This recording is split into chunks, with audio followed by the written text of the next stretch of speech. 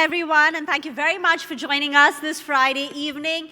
And welcome to CNBC-TV18.com, presenting Accelerate Your Cloud Journey, Reinvent Faster with Security and Observability. This is in association with AWS and Cisco. We've gathered here today to turn the spotlight on the importance and the need of observability and security in a world driven by cloud technology. Indian businesses are transitioning to a hybrid cloud environment in droves, owing to the rapid digital transformation. So much so that 40% of the organizations in India are likely to implement dedicated cloud services by 2024 to meet security, compliance, and performance requirements. However, a hybrid cloud model comes with many complexities and poses challenges in terms of security and visibility. Here at today's special event, cloud, fintech, and digital native business leaders will come together to explore the power and potential of cloud observability and security, and how such solutions can future-proof operations, help you manage your risk, and boost digital expansion. We will learn about the network health monitoring and how full-stack observability can help with efficient identification and resolution of issues before they snowball. So our evening will commence with Industry Insight session on securing digital native businesses and fintechs in a cloud era first. As you know, both fintech and digital native businesses are migrating to cloud fast to manage and leverage the large volumes of data better, scale rapidly, and control their costs. However, data breaches and security threats are now a serious concern, be it due to misconfigurations, malware, accidents, internal or external attacks. Hence, taking innovative measures to secure fintech and the digital native business sectors is vital. And to understand how this space is evolving at an industry level, let me invite on stage Mr. Akhilesh Tuteja, Global Head, Cybersecurity Consulting, India Head, Digital Consulting, KPMG. A very warm welcome. How do you win with the cloud?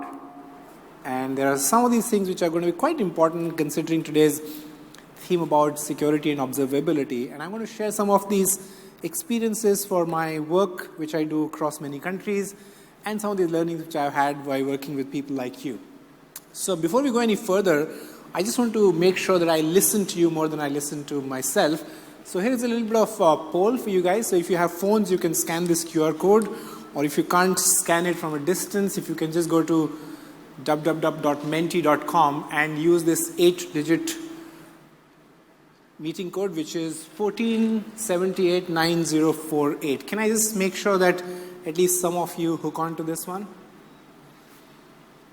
Okay, all right. Let me see how many people I've got so far. None? Okay, all right. Yeah, I got 4 people. Good, thank you. So maybe if I get 10, I'll go to the question. 5, maybe some more people to join. Yes, I got 7. Okay, and my question is, what superpower would you like to get today? And I'm going to give 3 choices. Okay, all right, so that's interesting. Let me just hide the thing so that you don't get biased by what others want to get, because we always want what others have, right? I'm sure everybody in this room wants to have AWS because somebody else sitting next to you already has AWS. So I just want to make sure that that kind of bias doesn't creep in. So we've got 20 responses. Let me see. Where do we stand today? Okay, all right. So beautiful scores. More than half the room wants to read others' minds, and about a third wants to have the ability to teleport anywhere, and only about 20% want to become invisible at will. Trivia, but I can tell you today's technology and the trajectory which is going, and especially with the combination of cloud and AI, will hopefully get the ability to read others' minds within the next 5 to 7 years. And I'm not joking, I'm not bluffing, that's going to be a reality. If I finish my presentation on time, and if I have more time, I'll still tell you how that will happen, because that's not the core of the presentation I'm here today. And about a third of you would say that ability to teleport. I think that's not very hard, given all kinds of technology which we see in the AR, VR, metaverse, and going further, a little bit further. I think we will have, even if not in a dematerialized format getting teleported, we will have the ability to get teleported a lot more augmented way, and that's not hard. Actually, the third one is going to be the most premium, which is 19% people, which is the ability to become invisible at will. Thanks to all the cloud platform, it's going to be very hard for you to hide yourself and become invisible because they will find you wherever you are, all right? So let's get to the next one, which I want to, if I were to ask you, and I know it's a tough question I'm going to ask you, but if you were to make a trade-off, because one could say I want both, but if you were to choose between security and experience, what would you choose? And this is going to be a tougher question than the previous one. What do you think is more important? And the keyword is you. You as an individual, you as an enterprise, you as a DNB business, what do you think? So I got about 24 responses, and let's see how the world looks like here. Okay, all right, my God. I can actually finish and go home now because there's nothing for me to tell you. So I'm actually quite surprised with this result, although, because I would have expected a slightly different mix. So Cisco, AWS, I think you can just put this setup outside and get people to sign up because this is what you wanted to do and that's already been achieved. Everybody needs security. But I think this is a very difficult question to answer because one cannot trade off one for the other, but that's the good news is that you could come up with some trade-offs for me. Okay, all right, let me ask you this question. This is not a Mentimeter question, this is a little bit of question. So this is the map, the world map, which we've all lived to, which we've all grown up to live with. I saw the map first time when I was in primary school. This is the Greenland, which you can, of course, see is with green color, and this is Africa, which I've kind of broken down dark blue. I have not distorted this map in any way. This is the map you will see if you go to any of the websites. If I were to ask you, how big do you think Africa is compared to Greenland? Just maybe a show of hands without looking at Google. Yes, sir? 2x, okay? Yes, sir? 2x, okay? Same, smaller. Okay, so 2x, same, smaller, all right? All of you guys are very smart till I thought I got the responses on the security one. I'm doubting it now, by the way. Okay, let me just kind of show it to you. If I were to bring Greenland and Africa on this proportion, that's how it looks like. But if I had the ability to actually put Greenland inside Africa, this is how it will look like, actually. Okay? So in reality, Africa is about 14 times larger than Greenland. Okay?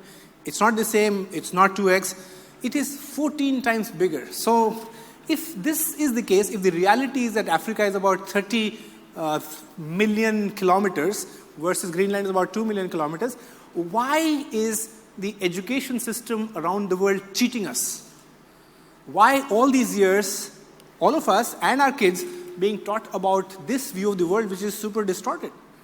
And the reality, of course, lies in a lot of details. The first detail being that we all have been ruled largely by the people who lived in Northern Hemisphere, right? So if you look around the humanity as it grew, a lot of things started to grow on the northern side of the world. By the way, God did not create north and south, which is what we created. So actually the projection of the map which we see is a three-dimensional world being projected into two-dimensional, creates all kinds of distortion.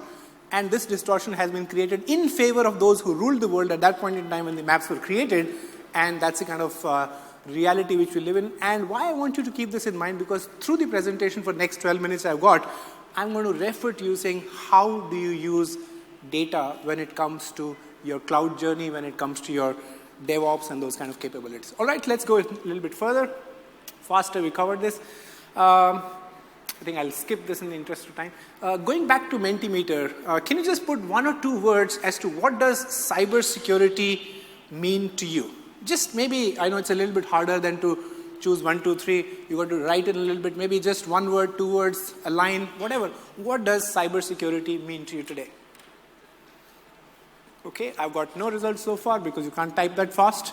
I wish you all had the ability to speak and type. Okay, I've got 2 responses. Can I get a little bit more till I start to show? Okay, 4 responses. Let's see how those responses look like. Peace of mind, protecting data, business enabler, zero trust, safeguard data, privacy, secure everything, prevent attacks.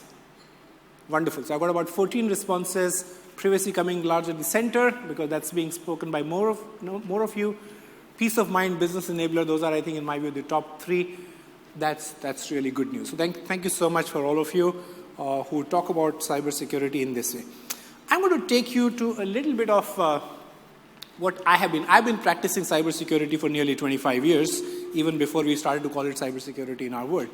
And I will tell you a little bit of journey I have seen going back to about maybe 20 years or so. So about 20 years ago, when you talked about cybersecurity, the one thing which came to your mind is that how do I make sure that somebody does not come and steal my data? Okay, so the big issue was somebody can steal my data, and that is what was our confidentiality regime. All right, so we wanted to make sure that nobody should steal my data. And after that time, maybe about 10 years ago, the hackers came and said, Rima's data is not very useful to me. But her data is very useful to her. Okay, so instead of stealing her data and use it or misuse it, why don't I lock her data? Okay, so instead of because if I have to steal, I have to sell it. Because her data is less useful to me. But her data is more useful to her, and therefore I locked it. So the availability was the big issue, and that's why we saw the rise of ransomware, right? So for the last 10 years, the biggest cybersecurity threat which we're seeing is that of ransomware. Now, is that the trend which is going to continue? The answer is no. Actually, the next future of cybersecurity attacks, and I'm sharing here, is not about protecting your data because somebody will steal it, about protecting your data because somebody will come and lock it. The future of cybersecurity is protecting the systems which process your data so that the results which you see are the results which you can rely on. We all know that the amount of data you guys are creating, and thanks to the players like Cisco and AWS, which are making it so easy for you to create those data, are not for fun, are for making business decisions. So what if I, as an attacker, had the ability for you to make wrong decisions? So this concept of AI malfunction, the concept of machine learning poisoning, the concept of AI misinterpretation, etc., will become the future attacks. So if we want to if we want to protect ourselves, let's talk about confidentiality and availability for sure. But the real big thing is going to be how do we make sure that our data is protected in real time and not just the systems. I'm sure some of you will remember after 2 years that I said something like this because this is going to become the mainstay, and we possibly will have less to worry about ransomware. And of course, the other thing which I've seen that earlier you had years to deal with the problem, then now in today's world you have weeks to deal with the problem, but when it comes to AI contamination, you will only have hours to deal with the problem, and therefore we don't have all the time. We can't think of deploying technology, we can't think of deploying processes when things have gone wrong. We have to have the ability to do it now. Okay, any guesses of what does IaaS stand for? I'm sure that's a very difficult question for this audience. Infrastructure as a service. What is PaaS?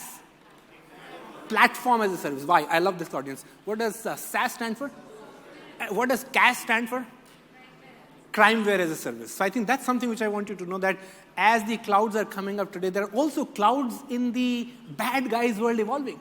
And they're saying, so why did cloud come to existence? Saying, you don't build your infrastructure, I'll build it and you just rent it. So there are also hackers who are saying that you don't build the bad actors, I will build all kinds of malware for you, and you can just rent it. You don't need to buy it. So the crimeware as a service is the rental or the sale of sophisticated bad code which people can do. So in the past, you needed an attacker to be at least sophisticated and knowledgeable, but in today's time, you just need an attacker to have a little bit of money so that they can buy it and launch an attack on you. So I just want to tell you that it's going to be easier if you think that attackers have a tough time, it's much easier for them to get.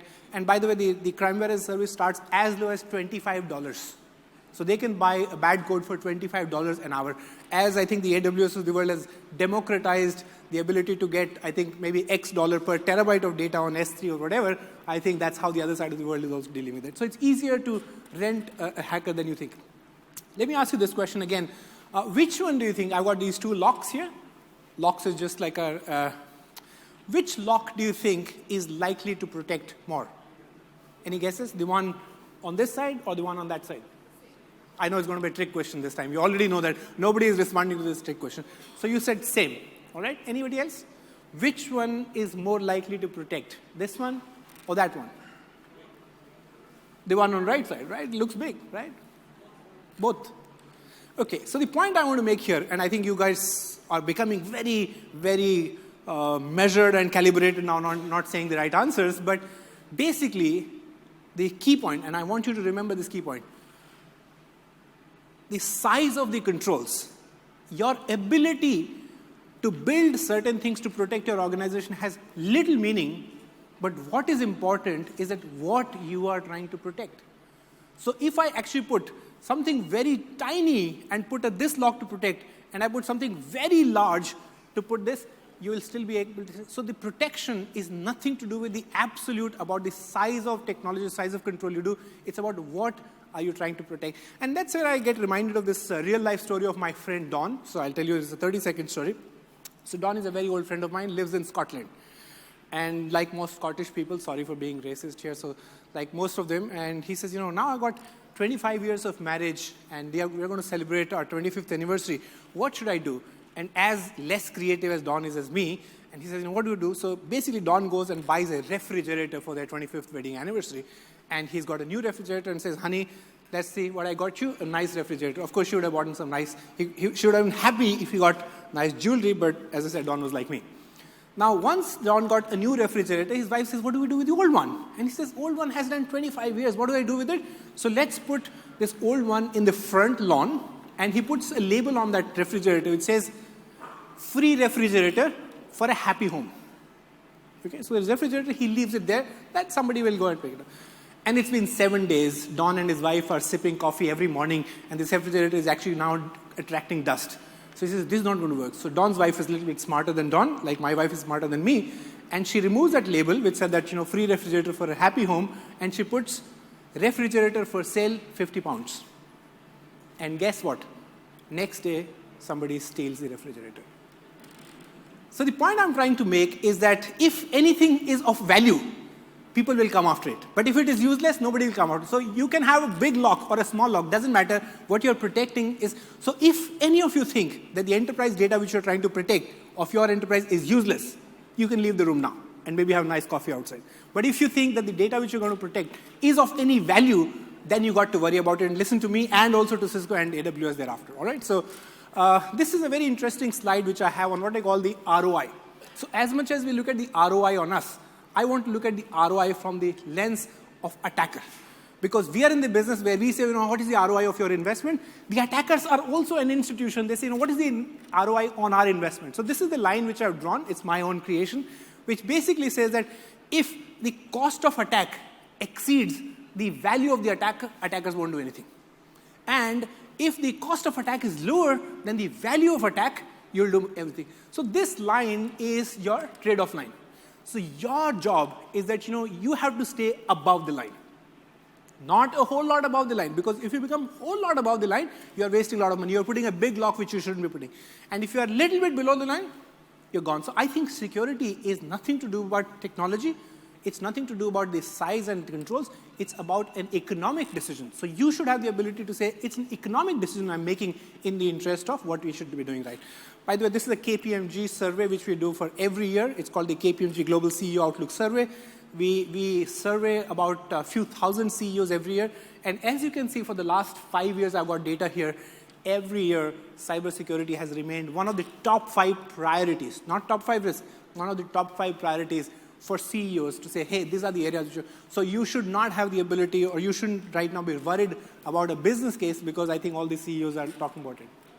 One more question here on Mentimeter, and we'll come this last question, I promise you, on Mentimeter, is what, in your view, cloud security versus on-prem security? I've got 3 choices for you. Cloud is less secure compared to on-prem, cloud is more secure compared to on-prem, and cloud is same as on-prem. I've got 2 responses, and how much time do I have to close? 2 minutes? 3 minutes? Okay, all right. I've got 12 responses. Let's see what the audience thinks here today. You guys are a very smart audience, I must tell you that. Okay, all right. So 55% say that cloud is as secure as the on-prem. 22, 20, wow, that's a great balance. Saying this is the divided house, so you can say, as you do on the left-hand side of the equation equal to the right side of the equation, you cut both of them, and you get to the answer, which is cloud is as secure as on-prem. All right, but I think I'll give you my version of what I think the cloud security, in my view. It's not a KPMG view, I just want to give a little bit of perspective. I'll give you how cloud security, but before I give you the answer, I want to tell you that security, going back to the fact it's nothing absolute.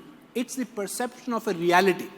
All right? By the way, nothing is real in this life. If any of you are studying quantum computing, you would realize that nothing is real. If you're not studying, please study, because that's going to be the biggest breakthrough computing technology will have in the next few years. So everything is about perception of a reality. So what is the perception of a reality of cloud security? And let's see how it works over time. So this is my chart. Okay? On the x-axis, I've got time. And on the y-axis, I said that perception of cloud security. So when cloud started to become something to talk about 20 years ago, maybe 16, 17 years ago, everybody said that the biggest issue with cloud is security. And I can tell you, most of the people who were deploying cloud at that time saying, hey, my big issue is that my data will go out. So cloud security was perceived to be very low when cloud started to become something to talk about 20 years ago. And over time, people realized that cloud security is actually easy because they have better controls than what I can do on-prem. They have more resources than I can do. They have better economies of scale. So I have to have one person, they can have 500 people to do it. So most people realize, and the CEO's narrative changed from why cloud to why not cloud. And I've been through those boardrooms that the change has happened around the world. I don't need to talk to you about it here. So cloud security was considered to be weak, considered to be very good, which actually is a reality at some level till the time we get to that chart. And then people realize that, actually, cloud security is not everything what cloud provider gives. It's about what cloud provider gives plus what I do with it. Because again, if it's an IaaS platform, the cloud provider can give you great, I'm sure AWS foundational security is wonderful. But if I put a dirty app on top of that, if I put an app which is got all kinds of holes, what do you do about it? Because security, that's why we say is a shared responsibility. And that's when a little bit of tapering starts to happen, saying, oh, I thought everything is sorted just because I'm on cloud. No, I got to do my job as well because it's a shared responsibility. So this is where I think we live. So I don't think that I can answer the question saying what is less secure, what is more secure. It depends on the context where we are right now. Now, I'm going to quickly spend 3-4 minutes and get to the second topic which we had about the observability. I'm sure all of you are deeply familiar with the concept of observability. But before you go there, I want to give you, I assume all of you are familiar with Moore's law, right? Moore's law, basically, computing power doubles in every 18 months, been there for reality nearly 40 years. And now you're starting to see a little bit of tapering off of the Moore's law now. But I'll give you another very, very interesting thing. How many of you are actually following the machine learning models? Any of you machine learning models? Great. Okay, so today we are living with the GPT-3 or maybe DALL-E and those kinds of models. I want to just give you a chart from late 50s, 1960s to now. How have the number of parameters, not the number of processes, the number of parameters have grown in each of these machine learning models? Okay, and as you can see, it's a straight line, but that's a trick thing because the straight line is on a logarithmic chart. So basically, every time it's moving, it's becoming 10x, 10x, 10x, 10x, till the time it was 2018. And after 2018, it's got a big boom. And if I were to just show you on a simplistic chart, so this is on something like BERT, which is the smallest machine learning model in today's context, had about 40 million parameters. 40 million parameters. GPT-2, somewhere getting about 5 or 7x. And now look at GPT-3. GPT-3 has 170 billion parameters. 170 billion parameters. So there is no way you can run these kinds of models without doing it on a full cloud, native cloud, and all of that. But the point I'm trying to tell you, the next of GPT-4, which you are already talking about, etc., will have few trillion parameters. So if any of us thought that the Moore's law is starting to slow down, yes, maybe on the hardware side, but on the machine learning side, there's a different mechanism, and where the life is going to take us is going to be unbelievable. Why am I talking about this? I'll explain to you. How many of you recognize this picture? I'm sure some of you who are my age, what's this, sir? This is the plug on a motorbike. Yes. Yes, इसको बोलते हैं reserve का knob, right? I think some of you might have been born after the reserve car knob was dead. So this is the thing which basically, so when you have fuel in your tank, and the only way for you to figure out is like how much have I left when I go below this level. So I had zero visibility in my fuel tank, except when it reached the last 10% or 15%, and I turned the knob. And if you are somebody like me who gave and who lent your bike to your friends, who actually drove all around and turned the knob back and gave it to you, and you thought कि reserve अभी लगा है, but वो खाली हो गई होती है उस समय तक. So ऐसा भी होता था इस problem. Now that was wave 1. The wave 2 is this. Now many bikes have, so it basically gives you a fuel gauge as to how much the fuel is left. But that's also the thing of past. And now what we have is a fuel gauge which will actually tell me how much do I have to go. All right? So the 3 generation of a little bit of visibility, transparency into my fuel tank. All right? There could be the fourth generation also, which will also predict few things and all that. But the point I'm trying to make is that, of course, these two made the life better than compared to one, and the three has made life better than the one. The difference between 1 and 2 was information, but the difference between 2 and 3 was insight. So you still needed a human decision here, but you don't need a human decision here as to when should you go and hit to the, and that is what is happening when it convergence of our DevSecOps journey, which you're talking about here. So in today's world, the observability gives you logs, traceability, some diagnostics, some other things, so which I think all of these guys do a great job, and you'll hear from them, etc. I'm not telling you that, but I'm telling you why it is important for you to invest. A lot of people used to talk about the analogy of data, saying data is the gold. Some have heard that data is the new oil. I've also heard that the data is new water. But one thing I can tell you, those of you, if data is new oil, eat less because more oil is not good for you. If you think that the data is water, don't drink too much because drinking too much water is also not good for you. So effectively what I say that too much data is actually too bad. And that is what is the problem if you look at some of the basic things. So if your observability does not have the right level of management layer, then you get inundated with too much of data, and that too much data is not good today. So this is my chart on signal versus noise. So basically, if you have less signal, less noise, it's mystery. So you don't have enough data. If you have more signals and more noise, it's too much of distraction, which many times our plain cloud environment may let you. But if you have the right level of observability, that gives you more signal with less noise, and that's a clarity. Again, it's a nice, simple concept, but I think you'll remember it. I'll tell you this story. I think I'm not going to go off the stage without telling you this story. This is the story of Van Halen. This is a rock band, existed, still there, but two brothers started. 90s, it was very popular in California. And this band was very special. I think they were the best of the best. And when you become too good, you become also a little bit too arrogant. So this band had a very simple criteria, saying that if you were to hire us, you will hire us on our conditions. And they used to have a 25-page document to sign before you can actually get Van Halen to perform on your stage. And why they did it? Because they said, we want to go to only venues which comply to our standards. So that 25-page document had lots of standards saying the organizer got to comply with 1, 2, 3, 4, 5, 20 things. One of the things, of course, is how high the stage was. Second is how far is the first row from the stage. Third is how much of the tonnage the stage can take. What is light lumens and all of that. There's also one very fine print in that which said that the organizers will provide in the green room a bowl of M&Ms, but no brown M&Ms inside. That sounds very funny, like saying, you become too big and you're asking some funny things because you become like a superstar. So organizers will say, hey, I can provide all of this, but this. So people found it to be very arrogant thing, but effectively, this was a very great observability criteria Van Halen used in their criteria. So all they did is that they wanted to say that organizers comply with all requirements of the stage, and before going and checking, they'll simply go to the backstage and say, hey, show me the M&Ms, and if they found no brown candies, which means that somebody has taken pains to remove all brown M&Ms, so if they've taken care of this bowl, they must have taken care of the stage. But if they found brown candies, or if they found no candies, they realized that the organizers are not really perfect, and I need to go and check this stage. So the point I'm trying to make here is that you also need to have an observability stack which allows you to find out that whether you're good health or bad health rather quickly, rather than having to look at through a lot of details. So you don't need a lot of information, but I think you need a lot of insights. And this is my last slide. 4 simple key takeaways for you. So the first one is cloud acceleration will continue. The second one is that, as I said, cloud on-prem, with cloud, multi-cloud, hybrid cloud. The hybrid cloud is going to be here, and it brings a little bit more challenges than either on-prem or pure cloud. And security and observability are not disconnected. And effective and integrated security and observability can help you reduce your risk. So that's all. I packed in a little bit too much. So if you really liked it, clap for me now. If you didn't, thank you so much.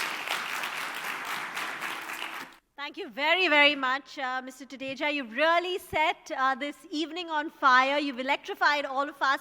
And now we're all set for our next session where we will address the need for digital native businesses and fintech enterprises to understand and implement security and observability. As he said, these two topics are not disconnected. Now, cloud native apps can be complex, which means not having an end-to-end, in-depth insight into how the entire system works can lead to vulnerabilities or glitches post-deployment, hampering customer experience. No digital native business or fintech enterprise wants that. Moreover, lack of advanced security can compromise sensitive data, leading to both tangible and intangible losses. So let me invite on stage Mr. Sundar Ram, Director of Business Development, Amazon Internet Service Private Limited, to shed light on how cloud observability is essential for the detection of anomalies. Thank you, everybody. Quick introduction. I've been with Amazon for the last 5 years plus now, and prior to that, about 25 years in the industry. And I remember when I first started with mainframes, we still had the same issues that we have today. It's just that it looked a little different. I mean, when people talk about microservices, communicating to each other, observability, I did that on a Unisys mainframe. So I'm just wondering, what has really changed in 30 years? But jokes apart, getting started, right? I mean, I think I'm not going to bore you with all of these stats. I'm sure you've seen this in 100 different PowerPoints and various events. The point about this slide was to say that, particularly in the last 3-4 years, we've seen a sea change in the way people are developing applications, modernizing applications, the way they are exposing applications through ecosystems, through to their business partners, and so on, which is bringing with it a host of new issues that we have not been used to seeing before, whether that be in terms of security, whether it be in terms of observability, in terms of performance, in terms of uptimes, and so on. And particularly, what I wanted to draw your attention to is the point about the last bottom right, greater than 12x growth in volume of loans digitally distributed. And this has been largely accompanied by what we call as the sachet sizes of products coming down. Earlier, people were taking home loans for large purchases and so on. But then a whole host of companies, Fintech, InsurTech, people like Zerodha in the capital market space, they've all been going in and addressing the next set of customers. Today, if you look at, in the country, there are about 70 to 80 million people, give or take, for whom you got solid credit scores, data with CRISIL or whatever. So people, when they want to give loans, they know exactly who they're giving it to, why they're giving it. But that number wasn't particularly expanding at any particular pace till these new players came along and said, okay, we are willing to work with the next set of customers, even if that means bringing a certain degree of risk with it. But the products that they require are much smaller. And therefore, your transaction volumes are much higher for the same amount of IT that you would have spent earlier. So your revenues are not going to go up by 5x, but your volumes are going up by 5x. So fundamentally, something had to change. The cost of IT as a fraction of the value of the product you're selling was fundamentally changing. I'll give you an example. One of the insurers that we work with, they calculated that it takes 1.4 rupees for them to process an insurance application, end to end. That makes perfect sense if you're buying a policy where you're paying a premium of 10K a year. But if you're buying a policy when you're buying, let's say, a ticket on Make My Trip or IRCTC, when you're buying it through IRCTC, you're probably paying a 5 rupee premium. 1.4 divided by 5 suddenly doesn't make any sense. So people needed a fundamentally different approach to technology, which is why we saw an explosion in microservices, cloud native, serverless, what have you, because people needed to dramatically lower the cost of processing transactions. So to give you an example, Credit Vidya, it used to take them about $2. In those days, that was give or take 145 rupees. Now it's much higher. 145 rupees to process a single loan application. Now it's down to 1 rupee because they fundamentally changed the way it works. But in the process, they went from what was effectively one application to over a dozen microservices, which now have to get configured, reconfigured on demand. So that's part of the reason why the rush to cloud, right? So while a lot of it had to do with volumes, it also had a lot to do with the need to modernize applications and at a pace that was faster than the pace at which people could adapt, be it in terms of security or observability. And we are starting to see that customers are now struggling a little bit in some cases if they had moved a little too fast. So a session like this, I would say, is particularly timely for those of you who might be having similar concerns. Now, I've personally been involved in about 200 plus migrations in the last 5+ years. And of course, globally, we've seen thousands of these. And while we've seen all of these benefits on the left side, right, which was always traditional, we were always used to this. You would save infrastructure cost, you would improve the productivity of your IT staff, and so on. But what I would call your attention to, which is on the right, that's where we have seen the shift happening in the last 2 to 3 years. And that is also probably why Mr. Taneja's slide had this point about how security had dropped to number 5, but last 2 years it has jumped up back to number 1. Because people are far more concerned about security now. And the fact that those who have moved to cloud have started to see fewer security risks, and the fact that in terms of the features that are being delivered per year, it's gone up dramatically. To give you an example, within Amazon itself, if I take the global ecosystem of Amazon's applications, which are delivering products, doing forecast, managing inventory, logistics across so many countries and so many languages, by the time I finished this sentence, 4 or 5 production changes would have got rolled out. It's because it happens 1 for every 0.6 seconds. Now, that's an extreme, I grant you. But even then, today we see some of the e-com players in the country, some of the ride-sharing apps and so on, they do about 30, 40 a day. And while, yes, in theory, you could do this on-premise as well, just doing it on cloud is a lot easier, and that's what we have seen. So that's where the focus has shifted away. But at the same time, it's not fair to only talk about the benefits without saying what's also challenging people. I think while there are many challenges, I wanted to particularly call out 4 today, given the focus of today's session. Now, when we say that you earlier had one large application and then you broke it down into microservices, or you had a large application but you started surrounding it with a bunch of microservices and so on, and then you used an API gateway, and then you exposed it to an ecosystem of partners which could run into dozens or even higher, it's so difficult often to ascertain root causes, whether it be for security issues, whether it be for downtime, whether it be for performance issues, and so on. And it's very easy to over-provision cloud resources.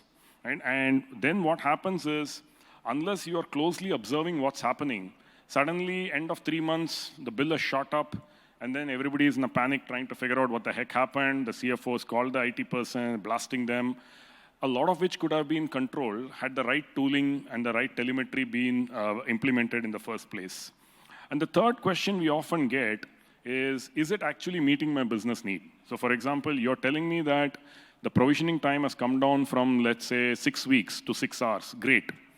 But has it actually had an impact in terms of my rolling out products faster? Has it had an impact in terms of my rolling out applications faster? These are some of the questions coming up. And because now, remember, we are not talking of a few large, chunky applications. We are talking of dozens or sometimes even hundreds of services being chained together to deliver a transaction.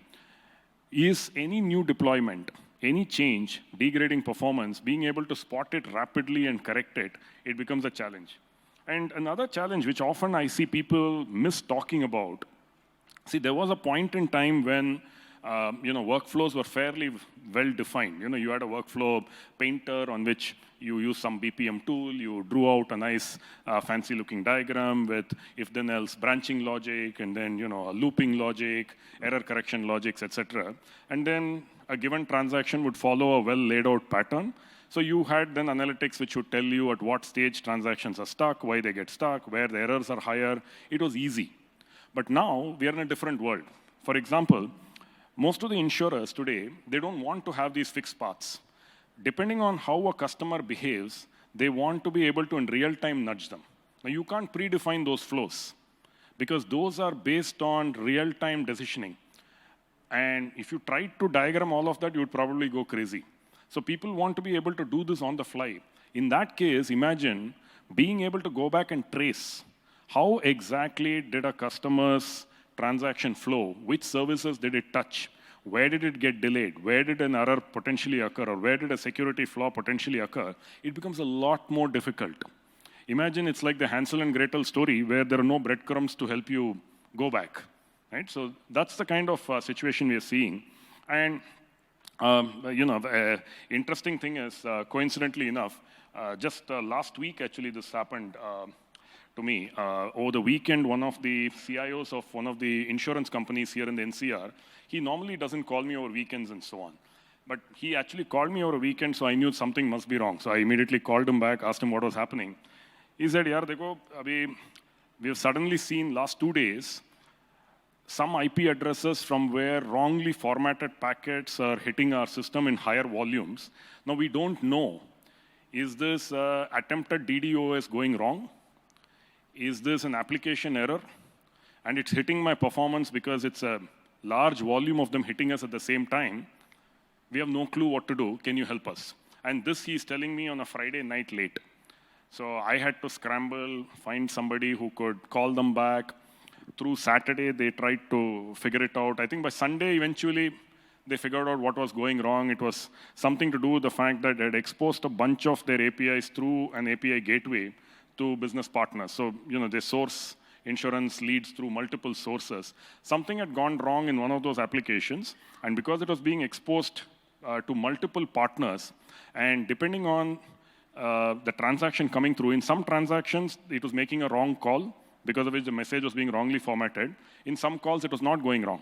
So there was no pattern to it, at least no discernible pattern on the surface. They really had to go down to cohort analysis, literally to the second, third level of detail to eventually figure out that it was a particular call of a particular type which was causing this, and that could have come from any number of different business partners. But the amount of sleep that they lost over that weekend was not funny.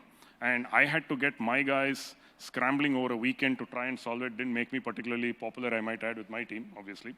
So now, the other thing which is also hitting us hard, I was having this conversation only a couple of days back with one of the large global equipment manufacturers who have got a big R&D center sitting out here in Bangalore. I was in Bangalore there. And they were talking about this thing about, in their case, a lot of things work in a hybrid environment because they, for example, supply things to a hospital. Right now, as you can imagine, the latency requirements in the hospital are such that certain things have to run on the edge. You don't have a choice. You can't say somebody's, ECG, somebody's monitor is suddenly going wrong. I'll wait for 3 seconds while the response comes back. If it comes back in 3 seconds, you're probably lucky in some cases because if there's too much of processing to be done, you're probably going to end up with a dead patient. So in these kind of hybrid environments where you don't have a choice but to coexist, there are additional challenges. Right? First is the core systems, they are shrinking. And in their place, a whole bunch of these smaller microservices are mushrooming, which means that your ability to trace back becomes that much more difficult. I remember when I started my career in Maruti with mainframes, if, let's say, for example, my job, for example, was to write the code which would decide, I don't know if you remember back in the day, some of you who are my age group would remember, there were those big trailers and trucks on which Maruti vehicles would be stacked and they would be driven around. So my job was to write the code which would, the plan that loads. Because depending on the size of the vehicles that you are loading, you could load varying combinations. And then you had to decide which vehicle goes where, which dealer they stop off, where they drop off 2 vehicles, then go to the next dealer, drop off 3 vehicles, and so on. That's what I used to do. For me to be able to instrument that piece of code in order to figure out if something was going wrong was fairly straightforward because it was one single large piece of COBOL code. So I do look old, by the way. I started my coding in COBOL, and then Pro-C was a huge innovation back in my time. But the point I'm making is now, when that core system is shrunk and a transaction is happening across multiple surround systems, which then talk to the core, and you do not have predefined workflows, and some of it is sitting on the edge, some of it is sitting on premise, on the cloud, you can imagine the additional complexities that you're talking about. And opening up of API gateways, I just gave you that insurance example. I've had at least 2 customers move to the cloud in a rush because they had been hit with ransomware. So even when their servers, they were able to finally pull them out and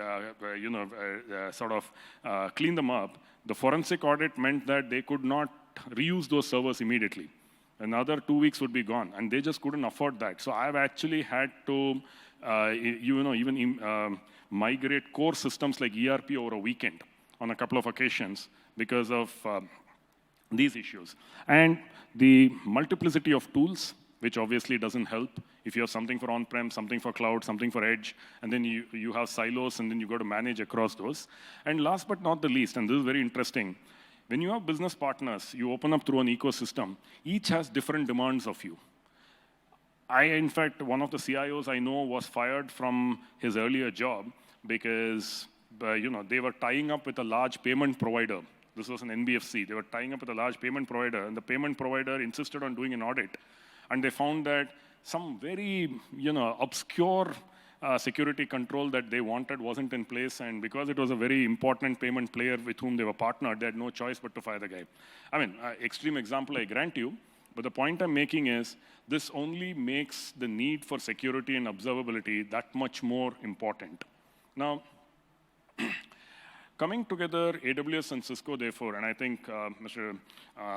Tandon made the point earlier, that it's one thing in terms of what the cloud natively provides, but then there's a whole bunch of other things that you can do on the cloud. And that's where sophisticated solutions from partners like Cisco come into play, wherein you are able to get the best of both worlds, what you want natively from the cloud and what you want over and above that.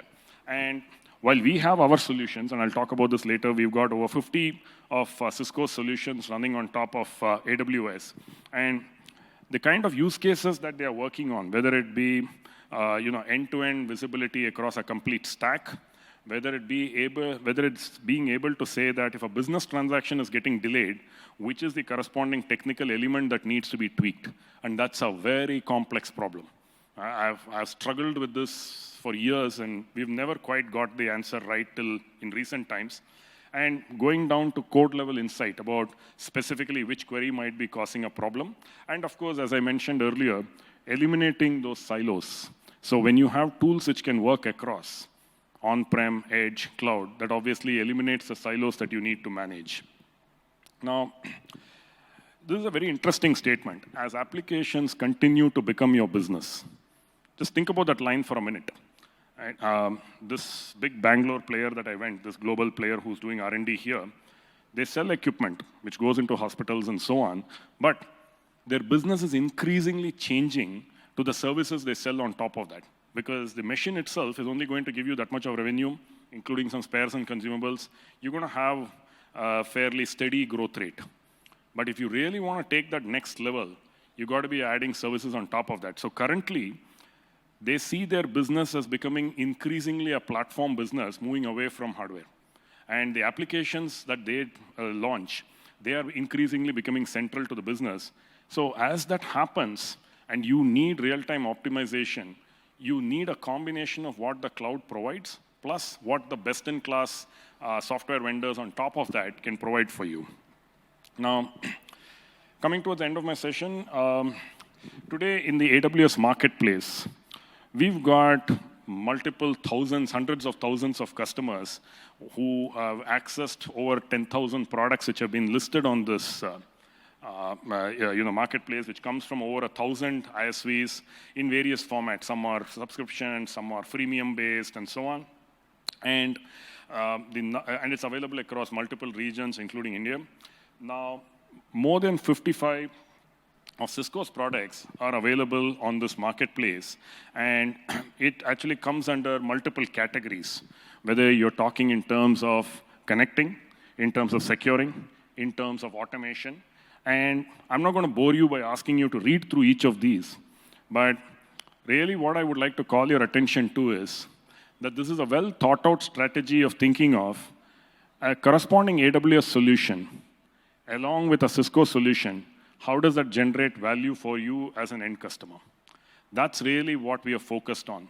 So for those of you who are interested, you want to pursue, let's say, a full stack observability or security solution, after this, please do talk to us. Be more than happy to help. So with that, I'll take leave. And by the way, I did want to mention one thing. I think, where's Mr. Tandon? I think he's left. So he was talking about Van Halen being possibly the greatest. I think he'll have a lot of quarrels on that.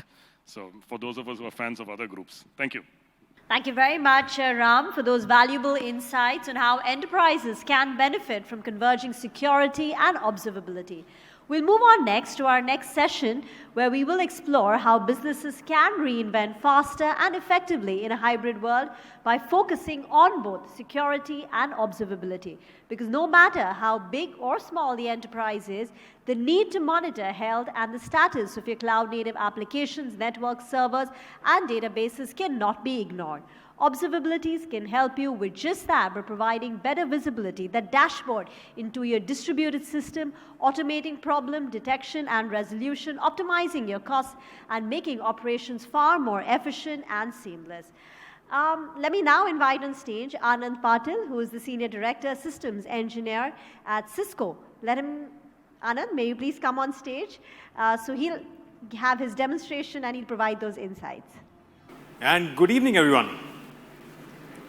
Okay, I think we need a little bit of energy here. So maybe just pay attention, because I want to ask you some questions in the middle. And if you don't know the answer, okay, I'll leave that as a surprise. Anyway, thank you so much, Rima. So I think Akhilesh and Sundar set this up very beautifully, because what we're going to do in this session is this is where the rubber meets the road. This is where we demonstrate how we solve these problems of observability and security on AWS. But let me start with a question first. Okay? Akhilesh talked about visibility, he talked about insights, he talked about observability. How many of you believe visibility and observability are the same thing? It's a trick question, so I'm glad that none of you put their hands up. Obviously, visibility plus insights equals observability. That's an easy way to remember it. But let me give you an analogy, and just like Akhilesh did, I'm going to use an automotive example to give you that analogy. You know, how many of you remember the Premier Padmini? Yeah? Don't worry, it's not going to give your age away. You know, in Delhi, we had more cabs that were the ambassador, so maybe I should have used ambassador as the question, but the point was, how many times have you been on the road and seen the breakdown of a Premier Padmini? And if you have a car like that, you stop on the road, I mean, it stops on the road, what do you do? What do you do? Exactly, you look for a mechanic. Why? Because you don't know what's going on with the car. You know, this is back to the example that Akhilesh took about the fuel gauge, you know, the reserve knob. Today's cars are very sophisticated machines. They have a lot of telemetry built into them. So when something goes wrong, what happens? Sorry? Who was that? Sorry?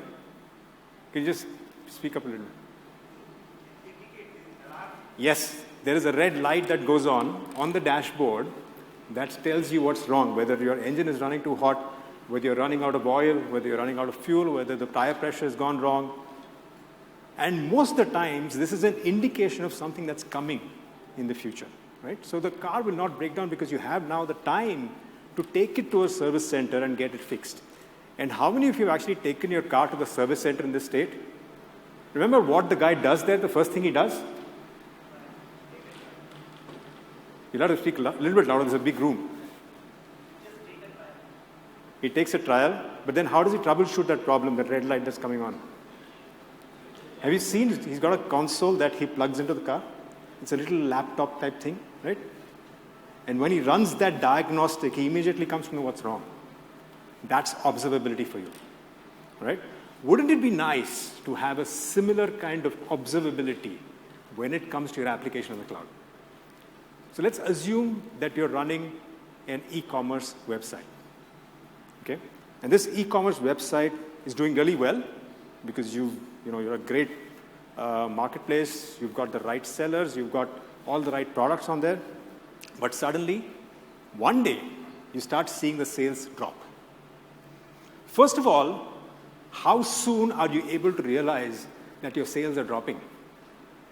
Do you have to wait till the next day till someone calls you and says something is wrong because I can't see the sales numbers as they were the previous day? Or can you detect that in real time? Okay, let's assume you've understood that the sales are dropping. How do you start to troubleshoot a problem like that? There can be a million reasons that it happens, but for the sake of this particular discussion, let's assume it's a technical reason. Okay? Could it be that some of the pages of your app are not loading as fast as they should be? So your customers are actually giving up, losing their patience, and going somewhere else?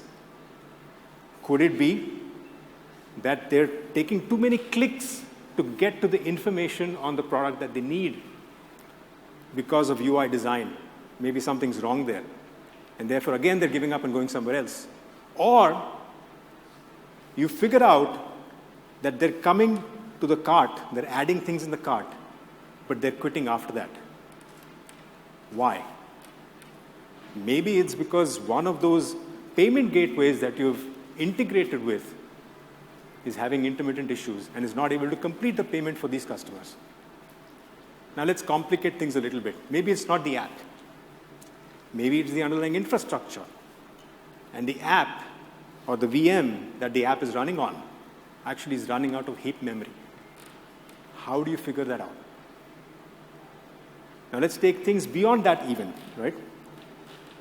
You do a little bit of searching and you figure out that these drops in sales numbers are coming from a particular region in India, a specific region where you're losing customers. How do you figure that out? Because there is an internet service provider that has a brownout on one of the links. You know what a brownout is?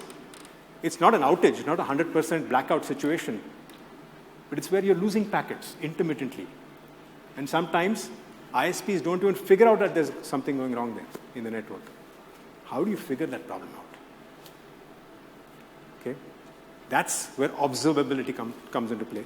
Now remember, Sundar talked about the issue with the API gateway and the insurance company. They eventually figured the problem out over the course of the weekend. But when the apps are the business, when your business increasingly is becoming the app, like Sundar said, it is not about if you find the problem as much as it is about when you find the problem. That you need to fix it today. You need to fix it fast. So you need to find it fast. That is the value of observability. Switching gears a little bit, right? How many of you are on AWS today? Again, a trick question. Everyone should have their hands up, right? I don't know many people who are not on AWS today. So if you are on AWS today, you probably are aware of the shared model of responsibility when it comes to security. Yeah? Akhilesh talked about it. It's about what is AWS responsible for when it comes to cloud security.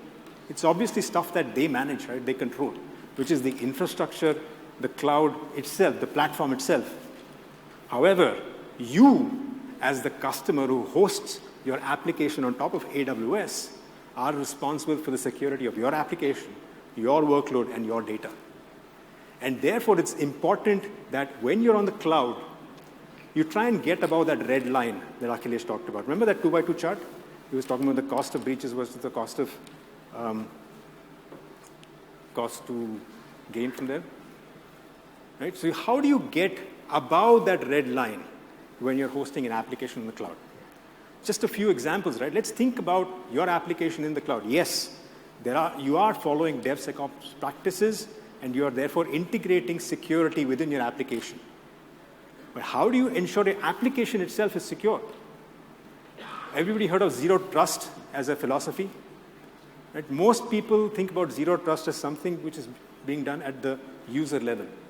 But zero trust is a philosophy that needs to be applied everywhere. So if you're running your application on the cloud, typically it's a distributed application. Typically it has dependencies not only on different components within the application, but it has to talk to other ecosystem partners, calling services from different platforms, yeah? APIs.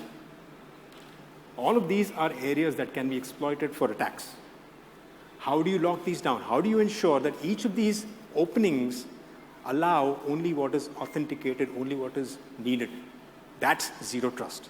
So you need to get visibility of exactly what's going on within your application environment, and then decide what is allowed and lock everything else down.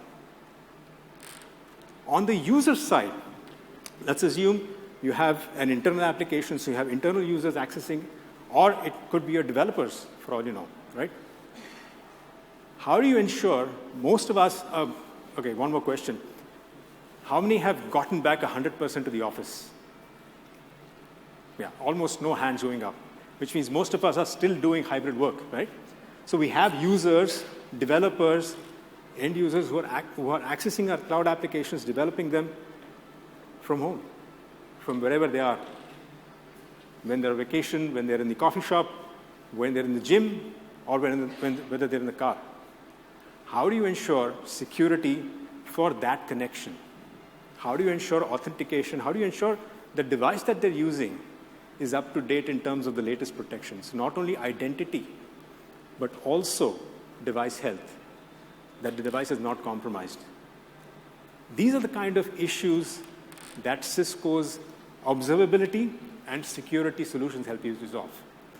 And to be able to demonstrate that, I'm going to call a couple of my colleagues on the stage, starting with Aniket. Aniket, if you could join me here and show us how observability from a Cisco perspective helps us with the application on AWS. So thanks, Anand, for setting up the context aptly to understand why do we need observability around the application landscape, how it can eventually help us to figure out the performance bottlenecks, and where exactly the issues are coming in from so that we understand the exact pain within the application landscape, help them to quickly figure it out, fine-tune it, and improve the eventual performance of the application and customer experience at the large. So in this demo environment, I'll just quickly take a moment to walk you through the Cisco Full Stack Observability platform, how it can be utilized for the purpose of understanding and visualizing the telemetry data coming across the application landscape. Further going into the aspect of it that how these insights can eventually help the application owner, developer to benchmark the performance of the application running on the on-premise, and so that they can take those informed decisions if the application have to be moved across the cloud landscape, especially around AWS, to realize the benefit of flexibility and scalability, how those aspects can be realized using Cisco Full Stack Observability platform. So if you see my screen, this is typically a financial application being used by the set of people or the customer of the company. Essentially, at this point in time, these are being used by the people where the application right now is running in an on-premise setup. Now, what we eventually see that using the end-to-end visibility, the user journeys are getting impacted. You get to see the exact steps which are being performed by your end user, and the App Dynamics is able to tell you at exactly which steps the transactions are not performing as expected, or actually it is deviating from the learned pattern. At the same time, we are also able to visualize the slowness being observed across every key transaction, which forms the basis for the users to transact and process the trade for themselves. Now, at the bottom, apart from gaining the visibility across the transaction, we are also seeing the overall health of the application, how the different services are performing at a given point in time. So we can clearly see that there are quite a few services which are into the critical state, and from these visualization, we can take those decisions that which candidate becomes the first point in time for the migration going into the cloud, so that the overall eventual performance can be improved. Now, if I dig in deep into the process trade transaction, just to identify that what exactly is going wrong with this particular transaction, which is eventually impacting the overall business as well as the user at large because they are not able to transact and put in their trades at a given point in time. So with these kind of pinpointed observability, what we understand that how the service flow or the request flow is happening through your application landscape, which all particular services are taking part into it. And we clearly see that some of the layers, like over here, the order processing layer itself is not performing optimally well, because of which the whole issues is coming in. So this helps you to identify the bottleneck within the application landscape. Plus, when I go further into my presentation and demo environment, we will also see that how we can realize the business impact of these issues, which is impacting my business and overall business outcome at large. Now, when I dig deeper into it, we also see that when the peak load increases, the overall response time shoots up.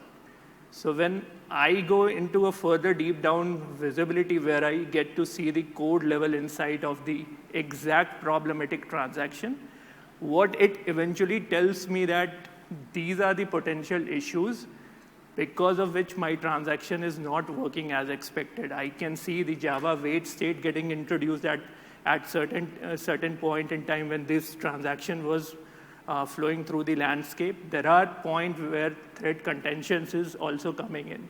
Now, further going into the deeper visualization where I see the lines of code, this view becomes very critical for a developer to understand that where exactly the performance issues are coming in. What are those expensive methods and classes which is not allowing my transaction to go through, resulting in a poor transaction and creating a bottom line impact into the overall business outcome. So through this view, I'm able to understand that, yes, there is a thread going into the wait state. And just before this activity kicked in, I obviously realized that when the peak load increases on the application, it is not able to withstand the workload. So eventually there is a heap issue related to my application. And that is where I need to figure it out that how well I can go ahead and optimize these issues. Now, with all these key points available to my developer and management community, I can then take a very well-informed decision that, boss, now this is the areas wherein I need to probably move these workload from the on-premise setup to the cloud environment, typically AWS landscape itself, where eventually I would be able to break these services into microservices. I can use the advantages of EKS landscape to scale my application well, and then probably see that how my overall performance would improve at a given point in time. So when I take those decisions, I have done the migrations, I would eventually also get to see that overall impact that is being realized once the migration is through. So till this point, when we get to see this dashboard, we have already have the data to do the performance benchmarking into the pre-migration state. Plus, we also had the visibility as to which services would go in for the migration first to improve the overall performance of my application. Now, if you see this particular chart, earlier we were talking about the on-premise setup of the application. Now we also see that once we release a smaller portion of the application onto the cloud, how the eventual improvement have been realized. We see the services performance has improved. So thus, the overall user journey and the user experience will definitely improve. At the same time, when you see the overall response time of these critical transactions, they have eventually improved over a period of time since we have done the cloud migration of these services. You can also see that, in pre-migration state, how the application services were performing. And once you have done the migration, how all those critical services are performing optimally well. So that is one of the key area where the team would also have hand-in-hand comparison statistics about pre-migration and post-migration scenarios. Now, when we eventually go into the setup as what really happened at the application architecture level, what we see that we have added a small portion of this application on the cloud landscape, And when we go deeper into it to understand the application outcome, what we would eventually see that this particular application is actually utilizing a lot of cloud services at large. So since we have done this migration on AWS, a lot of these services are now utilizing the microservice architecture, where the services are now hosted on the EKS platform to utilize the flexibility and scalability functionalities of AWS. Plus, in hand, at the same point in time, we are utilizing a lot of other AWS services like Amazon DynamoDB. Then there are S3 buckets, which is being used to transact a lot of data over a period of time. So clearly we see that there is a definite value proposition that we have been able to realize once we have moved our application from on-premise to cloud landscape. Now for a business per se, if you have a clear-cut visibility and have this ability to create a pre- and post-migration comparison dashboard, it becomes a lot more easier for the business to realize that once they have invested into the AWS landscape, what sort of business value they have been able to realize. So you can see that through this dashboard, the eventual performance observability matrix has improved. So pre-migration scenario, the overall response time was around 8 seconds, and now it has gone down to less than 500 milliseconds. So there is a tremendous improved around the overall performance of the application. At the same time, you see that we are also being able to capture the performance of every steps that is being taken by the end user, and where exactly the users are abandoning their transaction.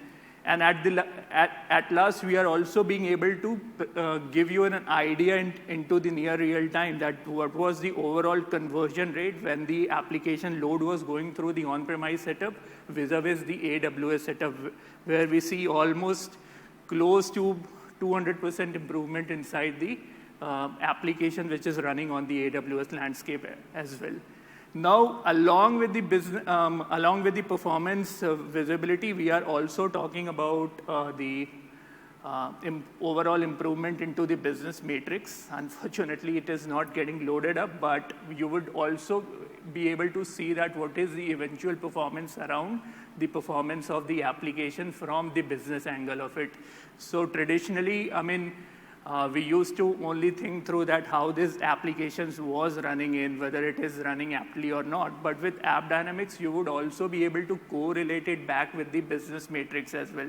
So if as Anand was talking about, if business matrix is going down, you would eventually be having a visibility into the landscape where you would realize that whether it is somehow connected to your application performance or not, whether your services are not working right, or whether there is a network impact which is actually not letting users to transact on your platform. So all those key angles which basically results in superior experience around the user side, plus how those aspects impacts your overall business outcome is what we are eventually trying to target around it. Now, if we go into the deeper aspect of the observability platform, I mean, once we talked about the server side or the data center piece of it, we also see that a lot of these services have the dependencies of third-party networks and APIs as well at the end of the day.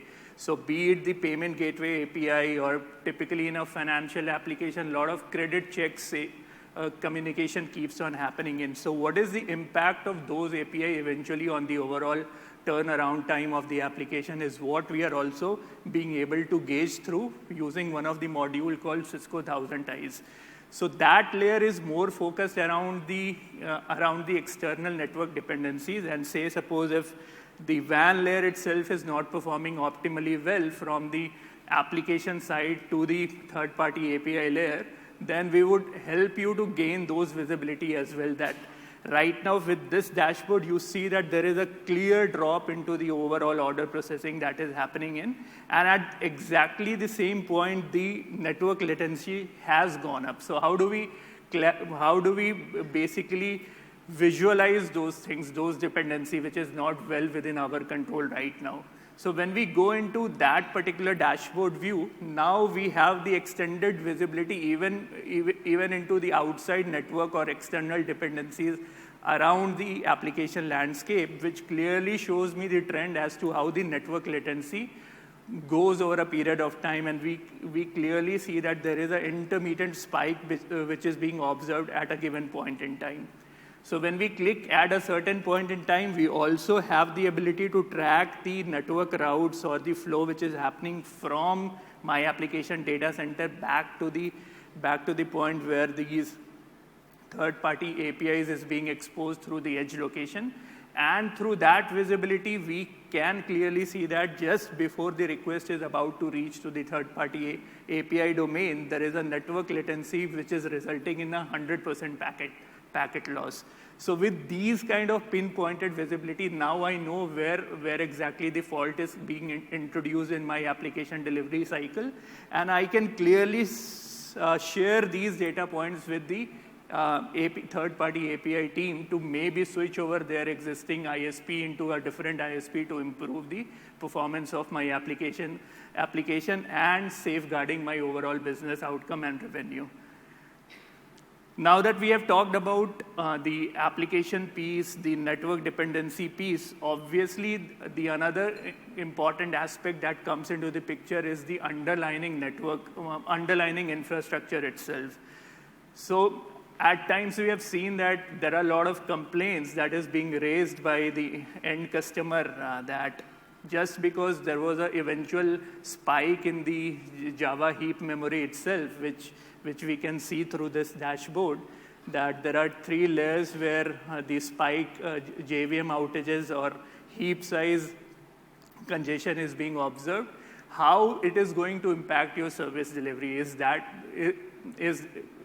what we are essentially trying to understand through the full stack observability framework over here.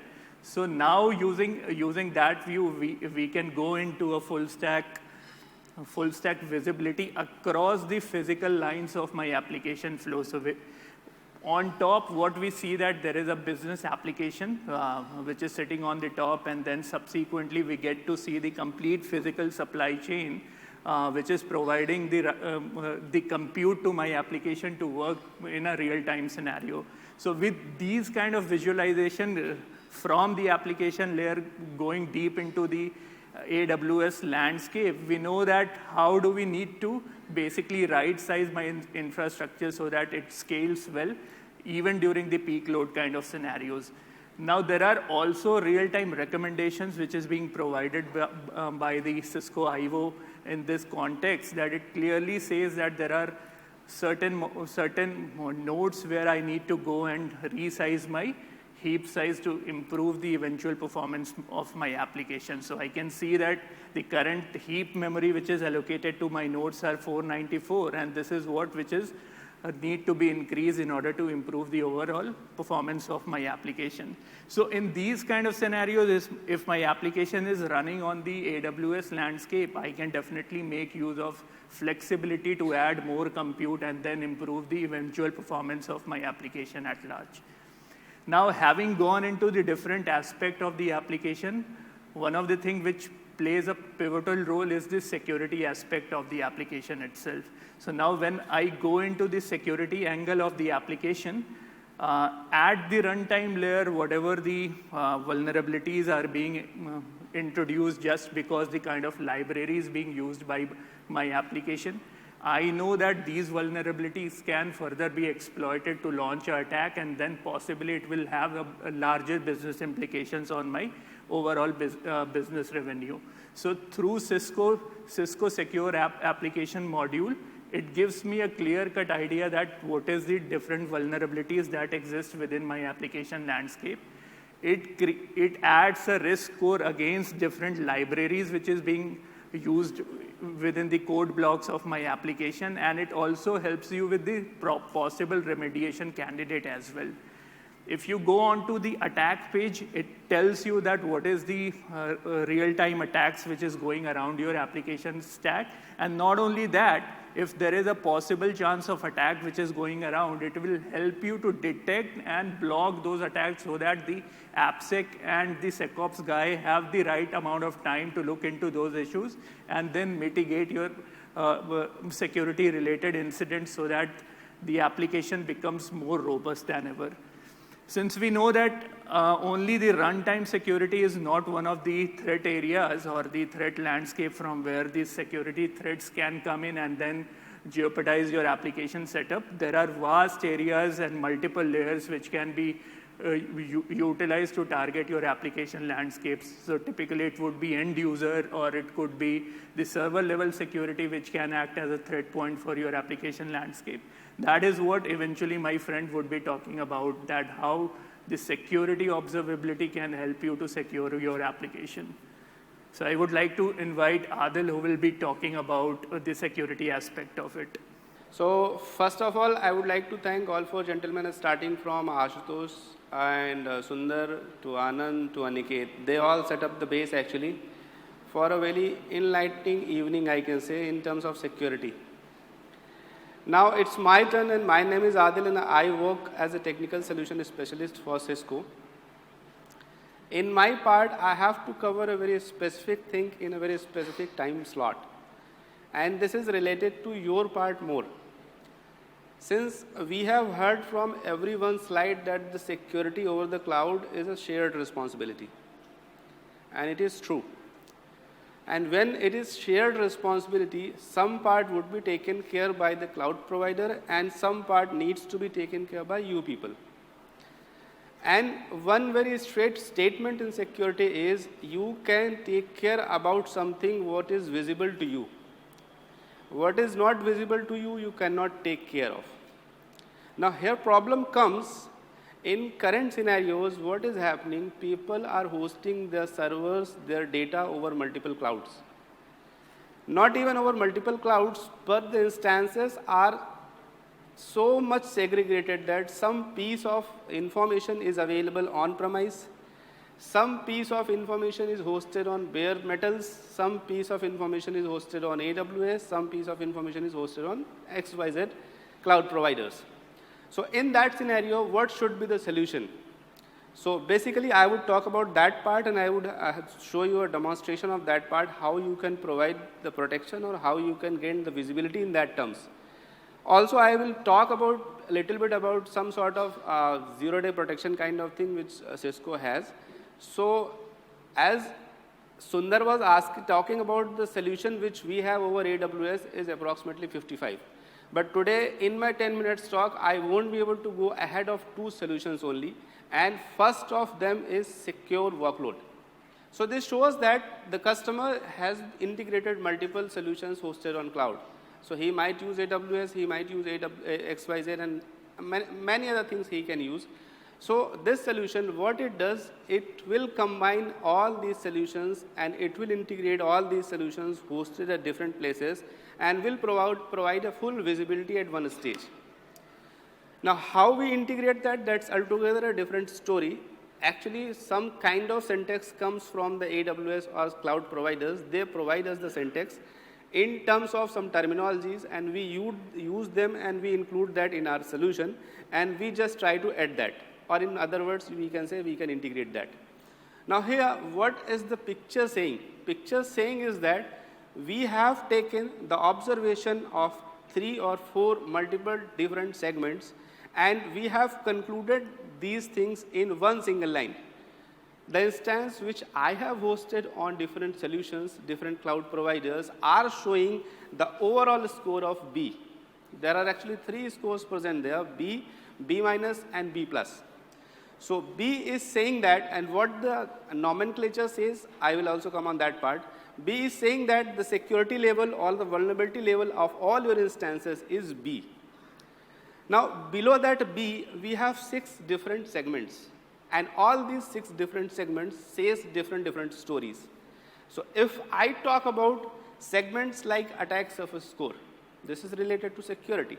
So if I talk about attack surface score, it says that my overall instances has a score of 20, which is very less. Actually, it varies from 1 to 100. 100 is the best, 1 is the lowest.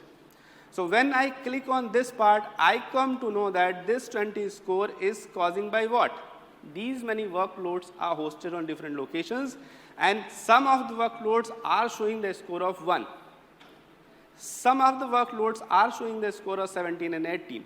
So overall, if I take an average of these scores, then I come to know that the attack surface score is 20, which is very less. Why they are showing these less scores? For example, one workload is showing the score of 1. What's the reason? I will come on that part. When we go and have a look about the vulnerabilities, these workloads show less scores just because of vulnerabilities. And when we have a look on vulnerability part, we come to know that what kind of vulnerabilities are running in these workloads. I can showcase you the reason why that machine was showing the low score. A reason is the CWE, vulnerability present in that machine. And this particular scene or this particular page says that n number of information it is holding. For example, the CVE name. By clicking on that CVE name, it will redirect you on a NIST page. NIST is the page which will provide you a complete information about that particular vulnerability. When we move forward, it says a score of 10. That means the vulnerability is high. But at the same time, if we see the excess complexity part, excess complexity is showing the score of low. So what it means is, it means that this is low for any attackers who are trying to plot their attack or who are trying to take access of this vulnerability. The accessibility for such attackers is very high. That means they can easily exploit your workload. So with that way, we can provide the critical information, and not only just for your workload, but overall workload present in your environment. So with the help of these vulnerability, you can easily identify on which machine you have to take some action, on which machine you need a restart on that part. And the best part of this solution is it has some automated policies as well. So for example, it is facing some sort of vulnerability on this particular machine. So automatically, the machine which is part of any group, this secure workload will create some sort of policies over there. Policies can be like that. For example, this vulnerability is showing information like these particular ports are open on these workloads. So the communication happening on this particular workload via this port needs to be blocked. So automatically, a policy would be created with the help of analytics, machine learning analytics, and big data analytics.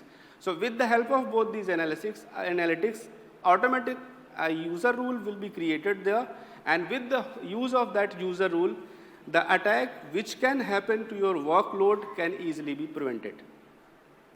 So with that note, it has so many information that I cannot elaborate in my single presentation. I would like to have a look on that part later on. It is easily available on Google. You have to just search on secure workload protection of Cisco. So with that note, I would like to hand over the ring to Anand sir to conclude the session.